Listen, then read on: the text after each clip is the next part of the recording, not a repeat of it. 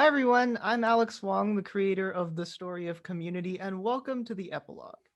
Every Wednesday for the next 7 weeks, I'll be chatting with some of my fellow community podcasters about their experience as longtime community fans, which I, as someone who first watched the show in 2019, am not.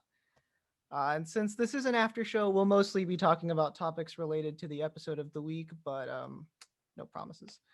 So without further ado, let's get started with the introductions. So this is the panel that will be joining me for all of the odd numbered epilogues.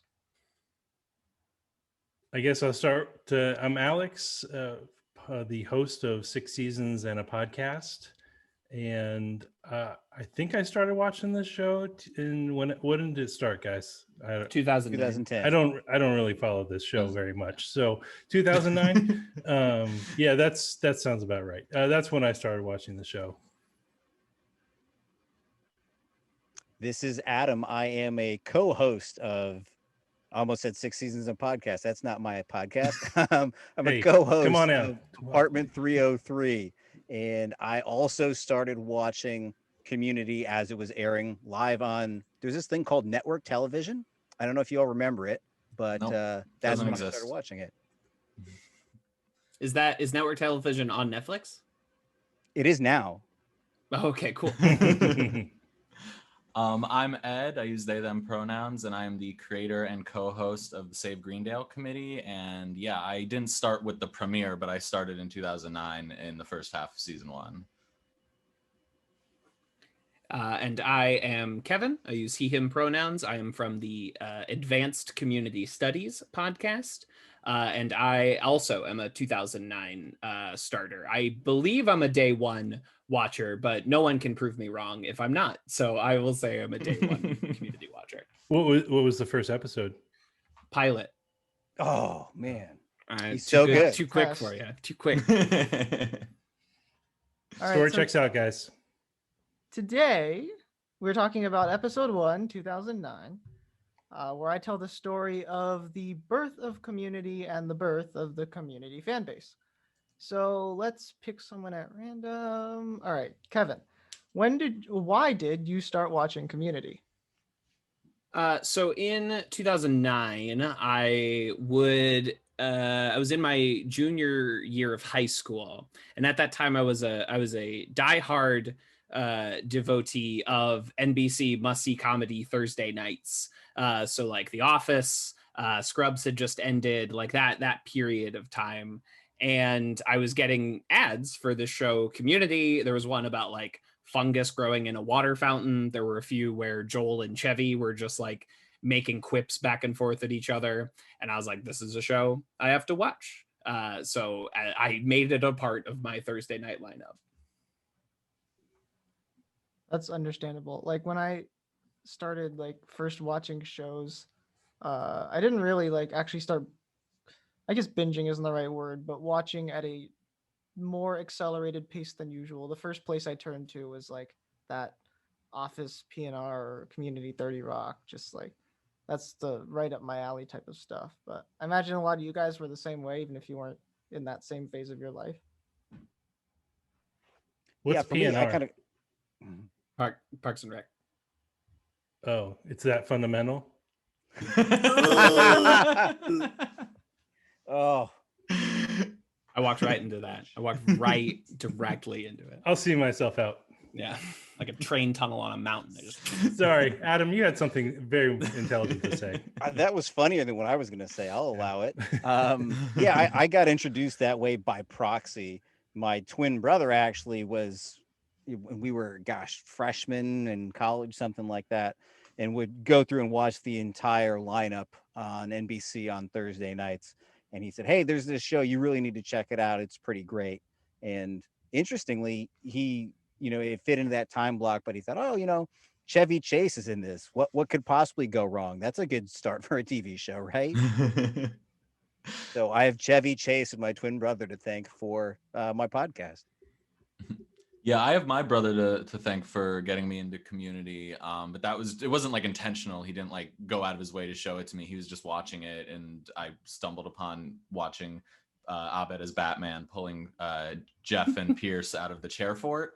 And that was what kind of got me to stick around. And then I watched everything from there. But I was 12 at the time, so I wasn't. It was the Community was kind of like the first show that like I personally like went out of my way to watch every week. Like my family had shows that we watched every week, but like from Community, I then started watching like 30 Rock. I distinctly remember watching Outsourced the year that was on.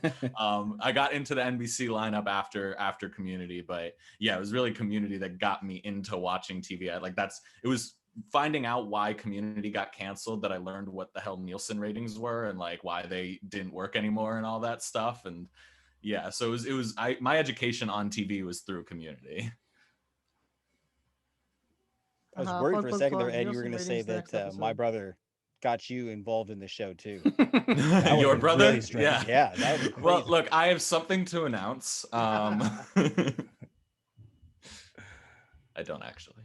Yeah, I don't know why I started watching. I think it was I knew a lot of the faces, and I knew Donald Glover from Derek Comedy. So I think it was kind of like, oh, there's a lot of people that I had kind of seen from different venues, and so that's why I started. I think that probably checks out with a lot of people. I mean, you don't like nowadays you kind of hunt out shows that you want to watch, but I imagine, you know, I'm younger than all of you, although not Combined. as much as I thought. But I imagine back when broadcast television was more of the thing, you kind of just stumbled onto stuff more often. But now the second thing I wanted to ask all of you, and we are going to go maybe try to do 30-second hits here. What were your first impressions of the show? Like, let's go within like the first, I don't know, 2-3 weeks after you started watching it.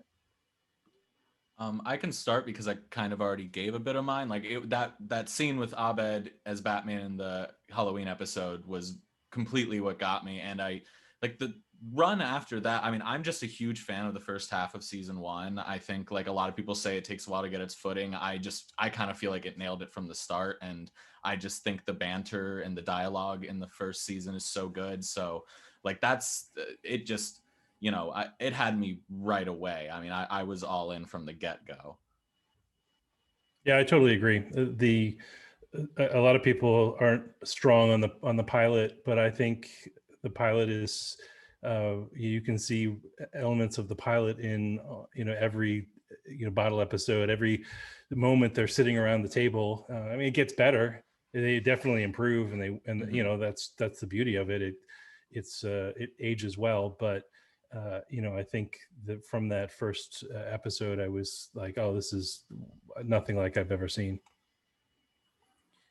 The first thing that hooked me was in the pilot, basically every scene between Jeff and Duncan, I just found so like charming and engaging. And in particular, that scene on the football field where Jeff argues that either he's God or truth is relative, and in either case, booyah. Like that back and forth, that repartee, like the 6-year-old girl and there's a pecking order, like all that stuff. I just never experienced a comedy show like this before, and there was something about it that just grabbed me.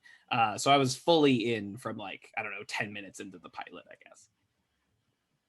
I'm going to echo what everyone has said to this point. I could tell it was different right away, and that's what appealed to me.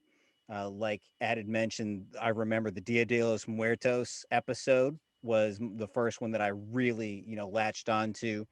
And with Troy and Abed, that friendship working immediately and firing on all cylinders, I really loved that. But also, there's just so many great different pairings, and it's such a great ensemble cast that you can pick excellence between any two characters at some point, and it's just incredible. Yeah, I think to your point, a lot of that is like when we're not really, these are not really to discuss like the merits of the show, but I think a lot of times when you see like weaker shows, a lot of things that you can, or something you might notice is that they often end up putting a lot of the same pairings together, especially if you sort of find one pairing that you like. Usually it's the will they won't they or something like that you always latch onto, but with Community, it was a lot of spreading the love, and the really it really found its footing pretty quickly, I think. Yeah, and Abed even points that out. He refers to, gosh, I think he's talking to Annie, and he says, "Oh, I thought we were more like, I thought we were more like Phoebe and Joey, and they didn't have as many storylines together." I know I'm butchering that. Someone can help me, but for it to be that self-aware of sitcoms too is another thing I really liked right away. Yeah, and they kind of lean into it with the debate episode and Abed like having his films where it's only like the 9th episode in the season and they're already having a character talk about like how well they like know each other and how like defined the characters are already, that he can like make these predictions on them, and I think it reflects how well they defined everyone immediately in the first like 6 episodes of the show, because it really kind of goes through each character in those first like 6 or 7 episodes.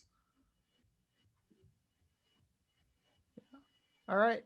That was really fun. And that's going to do it for this episode of the Epilogue. Thank you to Adam, Kevin, Alex, and Ed for joining me this week. You can find links to their podcasts at bit.ly/the story of community, no spaces. Thank you to you all for listening to the podcast, and I'll be back next week with our even-numbered podcaster panel to talk about episode 2, 2010. So I hope you enjoy the episode, and I'll see you then.